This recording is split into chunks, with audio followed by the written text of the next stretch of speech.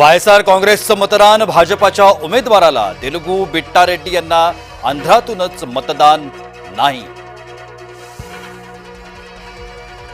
संख्याबळ असूनही भाजपा उमेदवाराला धाकधूक, राधाकृष्ण यांचं नवी दिल्लीतील देवदर्शन। पंतप्रधान नरेंद्र मोदींचे उपराष्ट्रपती निवडणुकीत मतदान, उपराष्ट्रपती पदासाठी मतदान सुरू। बीआरएस आणि बिजू जनता दल निवडणुकीपासून दूर, बीआरएस आणि बिजू जनता दलावर काँग्रेसचा संताप। गोकुळच्या बैठकीत गोंधळाची शक्यता, गोकुळ दूध संघाच्या आजच्या वार्षिक सभेत महाडिक आणि मुश्रीफ गट भिडणार। अटली बाटली कचकन फुटली, गरिबाच्या पाठीवरून फिरायला लाज नाही वाटली। तारिक अनवर यांच्या वर्तनामुळे संताप, काँग्रेस खासदाराचा पूर पाहणी दौरा गरिबाच्या पाठीवर बसून।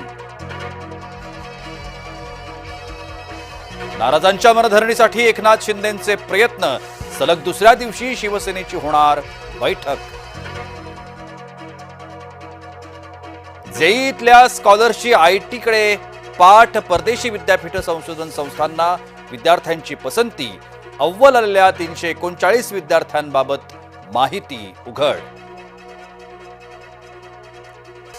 त्र्यंबकेश्वर सोबत नाशिकलाही तीर्थक्षेत्राचा दर्जा हवाय, नामपाची राज्य सरकारकडे मागणी।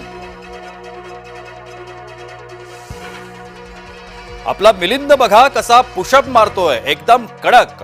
वयाची 60 ओलांडलेल्या मॅचोमॅन मिलिंद सोमणनं दाखवली भाजपा नेत्याला तंदुरुस्ती। अखेर गिरणा धरण 100% भरलं, चाणकापूर आणि हरणबारी दोन्ही धरणे तुडुंब।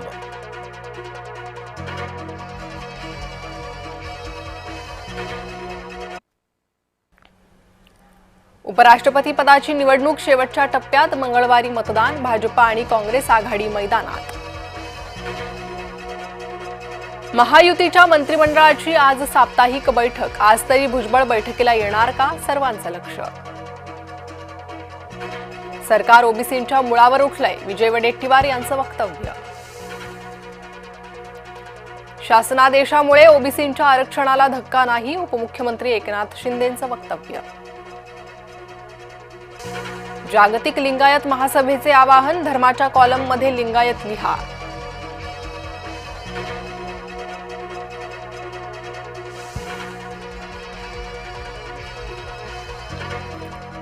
पुन्हा मराठा आरक्षणासाठी लढावं लागलं तरी लढणार, मनोज जरांगेंचा इशारा। आदिती तटकरे आणि भरत गोगावले एकाच व्यासपीठावर, रायगड पालकमंत्री पदाचा निर्णय अद्याप अधांतरी। नेपाळ सरकार हिंसक आंदोलनामुळे झुकलं, सोशल मीडिया ॲपवरील बंदी हटवली। धाराशिवमध्ये दिवसाढवळ्या थरारक दरोडा, धावत्या ट्रकवर चढून सामान लुटलं, धुळे सोलापूर महामार्गावरील घटना। टेक प्रेमींची उत्सुकता शिगेला, मंगळवारी आयफोन 17 भव्य लॉन्च इव्हेंट, नवे Apple watch, AirPods pro 3 launch होणार।